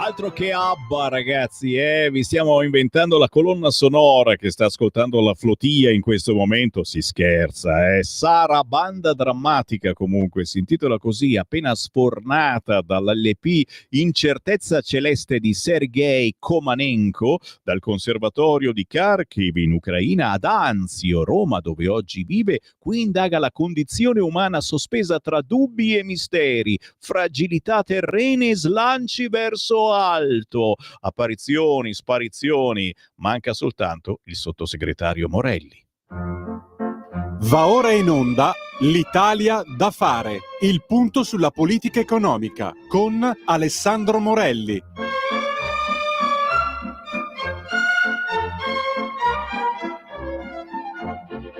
Con un mezzo sorriso ogni tanto ci proviamo in questa valle di lacrime, ma certo, grazie per essere con noi, Alessandro Morelli. Buongiorno a te Sammy, buongiorno a tutti gli ascoltatori. Ecco, non riesco neanche a strappare il sorriso perché abbiamo già un collegamento con la Flotia. Attenzione, arriva la Scuderi. Sentiamo. Abbiamo visto l'esercito israeliano che sta arrivando e ci stiamo mettendo in posizione e non so quando potremo riaprire le comunicazioni. Ecco, sappiamo le ultime notizie. Sta arrivando l'esercito israeliano dalla Flotia. Morelli, io avrei voluto parlare d'altro in apertura, ma tutti i giornali oggi Flotia, e qualcuno dice che insomma questi stanno anche rovinando i possibili piani di pace. Cosa sta succedendo, Alessandro? Beh, indubbiamente la situazione è una situazione molto critica, soprattutto in queste ore in cui dopo un periodo nel quale pareva più una scampagnata tra amici in mezzo al mare, oggi chiaramente gli attivisti più convinti stanno arrivando appunto al dunque. La Marina Militare Italiana ha già avvisato che arriverà fino alle 150 miglia dalla costa israeliana. Ricordiamo che dall'altra parte c'è una marina che è in guerra. Quindi non è uno scherzo quello che si sta facendo, ma anzi può essere visto chiaramente come un attacco. Dunque, per questa ragione, quando Fratoianni, esponente della sinistra italiana, dice la Marina Militare Italiana deve forzare il blocco navale, evidentemente non ha neppure idea di cosa sta dicendo. E soprattutto, dicono in questo momento i nostri ascoltatori, se magari srotolassero anche uno striscione con scritto Hamas fuori di Bal, sarebbe anche un'ulteriore meditazione positiva verso il posto dove vi trovate in quel momento, cari amici della Flotia, ma tant'è, speriamo naturalmente che non succeda nulla di grave. Parliamo invece di casa nostra, perché sta facendo discutere.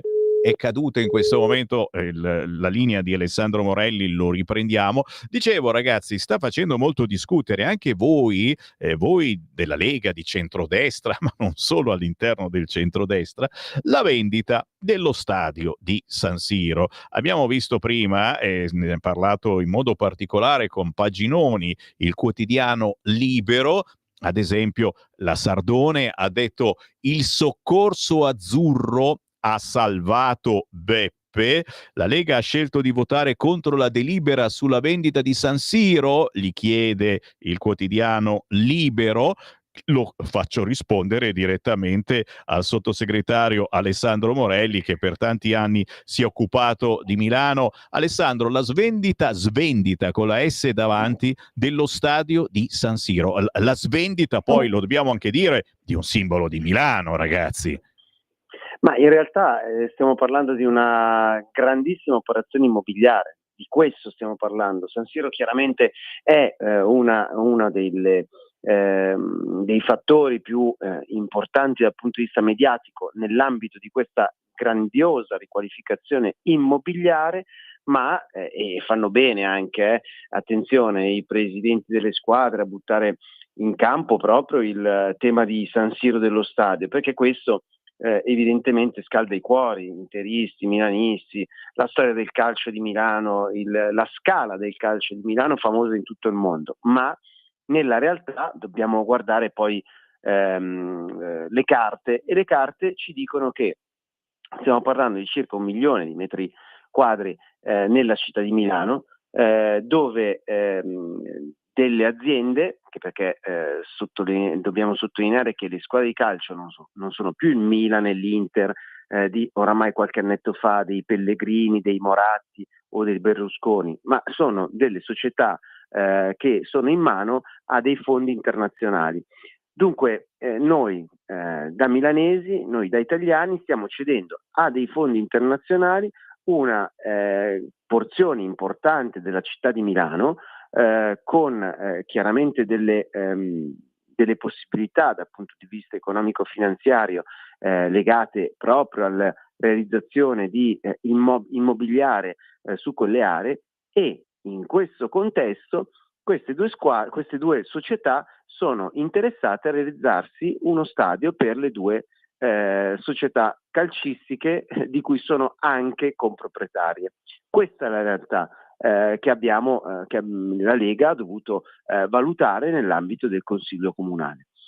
Dunque quello di cui stiamo parlando è una svendita, perché il valore di questa enorme area di Milano dal punto di vista immobiliare avrebbe potuto essere molto maggiore rispetto a quello che è stata la decisione della Giunta e del PD milanese. Devo sottolineare dunque che non si sono fatti gli interessi né della città né dell'Italia, si sono fatti gli interessi di società che contestualmente alle aziende, alle società di calcio, sono dei fondi internazionali. Ora, se i fondi internazionali non ci piacciono su molti spunti, mi sembra persino strano che su questo, proprio perché c'è la questione del cuore, del Milan e dell'Inter, della scala del calcio, stavolta ci piacciono. Dunque, noi stiamo parlando di questa cosa qui, non dello stadio di San Siro, dell'area di San Siro, un'area enorme che ha un valore molto importante, e la Giunta di Milano, che peraltro è, come sappiamo, indagata, ora si è dimesso l'assessore all'urbanistica, ma diciamo è stata ed è oggetto delle indagini della Procura di Milano proprio sul fronte dell'urbanistica, ha deciso di fare questa operazione. Ora, responsabilità, e mi spiace doverlo ricordare ai nostri ascoltatori, è anche di Forza Italia, che con una scelta diciamo pazza ha deciso di uscire dall'aula al momento del voto, e quindi di non far cadere la Giunta Sala, che a fronte di una sconfitta su una delibera di questo genere chiaramente si sarebbe visto letteralmente sfiduciato. Forza Italia ha deciso di fare la stampella a Sala. Di questo chiaramente ci dispiace, ma ce ne dobbiamo anche fare una ragione. Sala, il PD milanese, continueranno a governare nei prossimi anni anche grazie al fatto che Forza Italia non ha votato contro a questa delibera. Scusa, stavamo tutti toccando qualunque cosa di ferro esiste qua in studio, tocchiamo ferro chiaramente perché poi c'è qualche possibilità, però questo ammiccare di Forza Italia al Partito Democratico, in questo caso sullo stadio di Milano, ma anche in altri casi sul fronte immigrazione e anche su altre cose, e quando la Lega propone qualcosa spesso e volentieri Forza Italia dice sì ma noi eccetera. Trovare la quadra è sempre più difficile con Forza Italia. Qualcuno dei nostri ascoltatori, quelli proprio più tosti, dicono no, basta, bisogna cambiare, uscire e dove andare. Come trovare la quadra? Forse spiegando come hai fatto tu quello che è successo. A volte manca la comunicazione, dovremmo forse sfruttare di più, e qui me la tiro, hai ragione, i mezzi. Sammy. Infatti su questo la Lega sta facendo degli approfonditi ragionamenti per vedere come sviluppare al meglio la nostra comunicazione, anche in vista chiaramente delle elezioni politiche del 2027. Ma ti devo sottolineare che seppur in una parliamoci chiaro, è meglio fare l'alleanza e stare al governo con Forza Italia e Fratelli d'Italia piuttosto che periodo, il difficile periodo del governo Draghi, dove grazie alla Lega siamo riusciti a evitare le follie che PD e 5 Stelle avrebbero compiuto, per esempio la tassazione sulla casa, sulla prima casa. Ma chiaramente siamo dei partiti differenti, abbiamo delle sensibilità differenti. Mi dispiace, e lo dico con franchezza, quando ci dicono magari qualche nostro sostenitore che vediamo al mercato, qualche persona che si interessa comunque di politica, dice ho votato centrodestra. No, ha votato centrodestra chi? Perché siamo diversi. Forza Italia, diciamo, è più disponibile, e il caso Milano ce lo fa notare in maniera plastica, a ragionare con questi. Il sindaco Sala sarebbe caduto se la delibera non fosse passata. Purtroppo è andata così. Dall'altra parte in RAI, dove chiaramente l'amministratore della RAI è un uomo di Fratelli d'Italia, un militante, uno storico esponente di Fratelli d'Italia, prima del Movimento Sociale, poi di Alleanza Nazionale, oggi di Fratelli d'Italia, quindi una figura organica di Fratelli d'Italia romano e nazionale.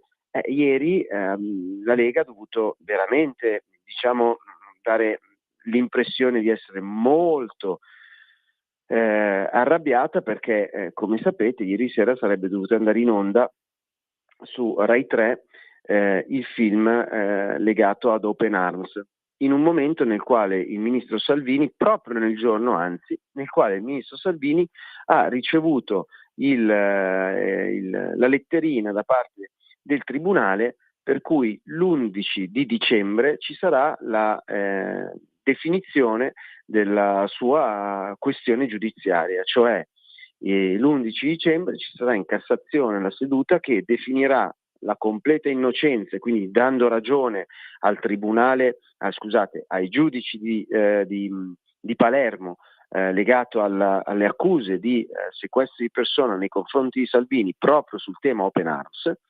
oppure la necessità di una condanna ai danni di Salvini. Ora, proprio nel giorno in cui arriva la lettera della Cassazione che fissa l'11 di dicembre questa seduta, in RAI, il cui amministratore delegato è di Fratelli d'Italia, sarebbe andato in onda in prima serata il film su Open Arms. Ora, siccome chiaramente è stata recepita come un attacco persino politico rispetto alla figura di Salvini, la RAI ha deciso di cambiare il palinsesto. Ma attenzione, non è che al posto di Open Arms alle 9 di sera ci hanno messo, che ne so, Pippi Calzelunghe o Willy Wonka. Ci hanno messo il film Io Capitano, che parla sempre delle stesse tematiche. Mentre Open Arms il film su Open Arms è finito in palinsesto circa alla mezzanotte. Quindi una serata intera dedicata alle ONG che per anni hanno fatto i taxi del mare dall'Africa, dalla Libia, dalla Tunisia verso l'Italia, di immigrati clandestini. Che ci possiamo fare? Chiaramente la Lega su questo, come dicevo, ha segnalato ha stigmatizzato che sono stati toccati le corde più sensibili della nostra azione politica, e quindi chiaramente ci siamo mossi. Ho la bocca aperta, non posso parlare, rimango a bocca aperta. La frase più semplice che state dicendo voi ascoltatori in questo momento al 340-6709-659 naturalmente è una vergogna, ma è tutto vero. Doveva andare in onda proprio questo film Open Arms ieri sera in prima serata, e poi qualcuno si è accorto che, insomma, penso che forse io e Alessandro, ma anche qui con gli altri della redazione, forse ce ne saremmo accorti qualche mese prima di programmare una roba del genere, che non era il momento ideale, anche perché c'è la flotilla e c'è tutte queste polemiche eccetera, anche sul fronte poi immigrazione, perché tutta questa gente purtroppo poi scapperà e arriverà in Italia, almeno così vorrebbe il Partito Democratico. Bene, il film su Open Arms è stato spostato in tarda notte, non so se poi l'hanno trasmesso alla 1 di notte. dormivo, esatto, e hanno messo Io Capitano, replica, perché la prima volta che era andato in onda non se n'era accorto nessuno e adesso probabilmente magari ha fatto un po' più di scena. Sammy, nei giorni scorsi era già successa una situazione simile. La RAI aveva posizionato all'interno del proprio palinsesto proprio per il 7 ottobre un film che sostanzialmente rievoca non dal lato israeliano. Il 7 ottobre è una data che chiaramente ci ricordiamo tutti e la necessità di ricordare quella data è proprio perché tutto quello che stiamo vivendo in questi anni è legato è partito dal 7 ottobre, anche se la storia chiaramente è molto più lunga. Bene, la RAI aveva deciso di posizionare in palinsesto proprio un film che però guardava dall'altra parte della barricata della guerra la situazione del 7 ottobre. Chiaramente anche in questo caso non si parla di censura, tanto che questo film è stato rimesso in palinsesto in altre date, ma è evidente che si sta cercando lo scontro dal punto di vista politico, mediatico, con vari mondi. La Lega ieri, chiaramente con il film di Open Arms, la comunità israeliana e il popolo di Israele proprio il 7 ottobre, scusa Sammy, ce lo possiamo dire tra noi, adesso mi sembra che sia stato messo in palinsesto intorno al 20-21 di ottobre, ecco, forse per non voler censurare il film che poi valuteremo chiaramente da spettatori se ne abbiamo il tempo e la voglia, ma evitando quella data, perché proprio quella data è una data simbolo per un popolo che comunque da qualunque parte la vogliamo vedere ha visto trucidate oltre 1000 persone innocenti, bimbi, totalmente civili, non c'era un militare ucciso il 7 ottobre, ragazzi che erano a un rave che si stavano divertendo. Quindi torniamo a bomba, è evidente che c'è qualcosa che non funziona. La RAI è governata, l'amministratore delegato è un esponente storico di Fratelli d'Italia e noi facciamo quello che possiamo e segnalo ai nostri ascoltatori che non è sufficiente, se è sufficiente dire non sono di sinistra per votare il centrodestra, non è sufficiente dire di essere di centrodestra per portare a casa i risultati che si vogliono portare a casa, perché nell'ambito di un insieme di valori che chiaramente è molto più vicino rispetto a PD e 5 Stelle, la famiglia, l'impresa, la sicurezza e quant'altro, all'interno di questo, se si va un po' più nel profondo, ci sono dei valori assolutamente differenti. Noi, la Lega, è un partito fortemente autonomista e lo confermiamo con il lavoro di Roberto Calderoli al governo della Lega in sede parlamentare, eccetera, eccetera. Fratelli d'Italia, giustamente, cioè siamo diversi, è il partito più centralista della storia della Repubblica Italiana, punto. Infatti, questo tutto ci sta, tutto si può collegare in seno a un governo che da un lato chiede maggiore presidenzialismo e dall'altro chiede maggiore autonomia. Quindi le due cose ci stanno. Se tu dai maggiori poteri a un presidente del Consiglio della Repubblica, poi si vedrà per le questioni di carattere nazionale e internazionale, aumenti il potere delle regioni con un regionalismo che permette loro di gestire meglio i loro soldi. E le due cose ci stanno, però dobbiamo ricordarci che se le forze in campo sono molto differenti, evidentemente qualcosa andrà con una certa velocità e qualcosa andrà con un'altra velocità, ma questo sta nei numeri, sta nella democrazia.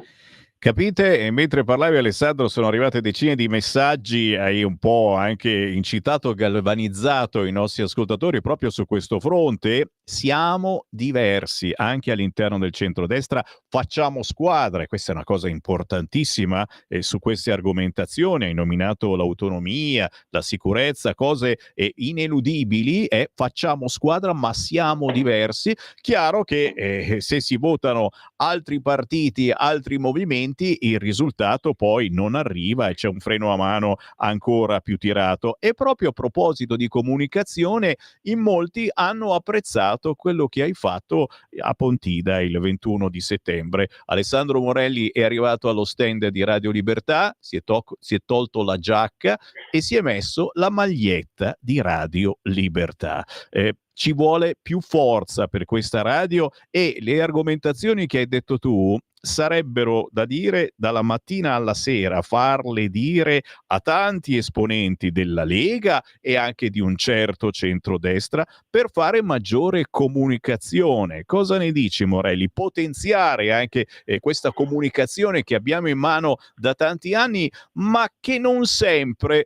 Tu sei vecchio, tra virgolette, della Lega. Ai tempi c'era il quotidiano La Padania, c'era Telepadania. Non sempre si è riusciti a fare squadra con il movimento, con questi importanti mass media. Oggi però l'idea è proprio quella di aumentare la nostra forza anche attraverso la nostra amata radio e per questa ragione lavoriamo. Sottolineo che il simbolo di Radio Libertà è andato anche sui principali media nazionali proprio perché è intervistato a porta e su altre testate giornalistiche. Con quella maglietta orgogliosamente ho portato il nostro simbolo, il simbolo della nostra radio in giro per l'Italia. Un'operazione che sto cercando di fare oggi. In questo momento io ti sto chiamando da Reggio Calabria, dove sono per le elezioni regionali, per la campagna elettorale, le elezioni regionali proprio qui in Calabria, dove contiamo che la Lega insomma abbia un risultato importante. È inutile negare l'impegno e non ricordare l'impegno di Salvini come ministro delle infrastrutture, sia sul fronte del ponte, che diciamo è la punta di diamante, ma sugli importanti investimenti proprio in Calabria e in Sicilia per quanto riguarda il fronte delle infrastrutture, che anche qua si collega perfettamente con gli obiettivi, da un lato autonomisti per una maggiore autonomia e dall'altro di sviluppo di aree del sud che chiaramente con una migliore infrastrutturazione saranno in grado, questo è l'auspicio, di avere maggiori opportunità sia dal punto di vista sociale che economico. Avendo maggiori opportunità dal punto di vista economico saranno in grado chiaramente di camminare un po' di più sulle loro gambe rispetto ad oggi. Per tanti anni si è detto, e lo diciamo nelle sezioni, lo dicevamo tanti anni fa nelle sezioni della Lega, ma lo diciamo ancora, che lo sviluppo del Sud sarebbe stato chiaramente un minor peso per i conti dello Stato in generale e quindi chiaramente, siccome i conti dello Stato vengono mantenuti grazie ad alcune regioni che trainano la carretta per tutti, sarebbero di fatto un minor peso per quelle regioni che potrebbero volare molto di più. Quindi di fronte agli ingenti investimenti che sono stati decisi da Salvini al nord, penso alla diga forenea di Genova, alla continuazione del terzo valico dei Giovi, adesso la chiusura, stiamo lavorando ancora per la chiusura del tunnel del Brennero nel 2032, il completamento dell'alta velocità tra il confine francese e il confine austriaco. I lavori sono in corso e chi passa per l'autostrada A4 diciamo dopo Brescia verso Verona li vede proprio i lavori di alta velocità sia dall'autostrada che dal treno tra Milano e Venezia. Insomma, se da un lato ci sono sostanziosi e importanti investimenti al nord, ci sono, con una strategia di lungo periodo, con una visione, anche gli investimenti al sud nell'ottica che stavo descrivendo prima. In tanti l'hanno detto, Salvini lo sta facendo. Ora che chiaramente Salvini, siccome è sempre attaccato a prescindere anche su questi temi, chiaramente stiamo combattendo. E sottolineo che oggi e domani io personalmente sarò qui in Calabria. Giovedì sarò a Cortina per le opere olimpiche legate a uno dei momenti più importanti di questo decennio per quanto riguarda le regioni Lombardia e Veneto, cioè le Olimpiadi invernali del 2027, e venerdì mattina sarò in provincia di Bolzano perché si conclude, c'è una fase molto importante, si conclude il lavoro delle talpe, così si chiamano, cioè quei grandi macchinari che realizzano le gallerie nella provincia autonoma di Bolzano, con la galleria di Perca, che è un'opera che sempre grazie alla volontà della Lega è stata realizzata perché è collegata alle Olimpiadi. Quindi, sentite, non se ne parla, ne parliamo noi, ma vedrete poi quando arriveranno i risultati, ma si continua a lavorare alla grande. In questo caso mancano 128 giorni alle Olimpiadi, anche a Milano ci si prepara ai giochi, ad esempio nel forum di Assago, ma non soltanto. Insomma, avremo delle belle novità che se non si raccontano sui giornali, le potrete vedere fisicamente con i vostri occhi, vero Alessandro?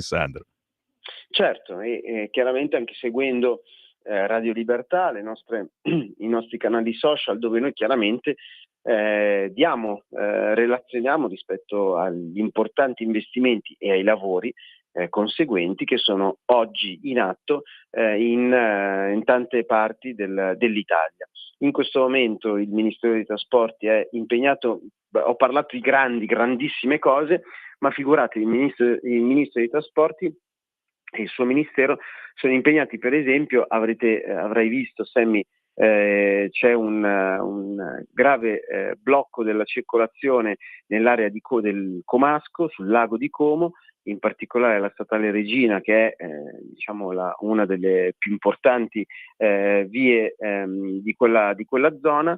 Il Ministero dei Trasporti, siccome c'è stata una frana che ha bloccato questa statale, il Ministero dei Trasporti è impegnato con la Navigazione Laghi, cioè un ente del Ministero dei Trasporti, per portare letteralmente i ragazzi, i bambini dai loro paesi sul lago verso le scuole.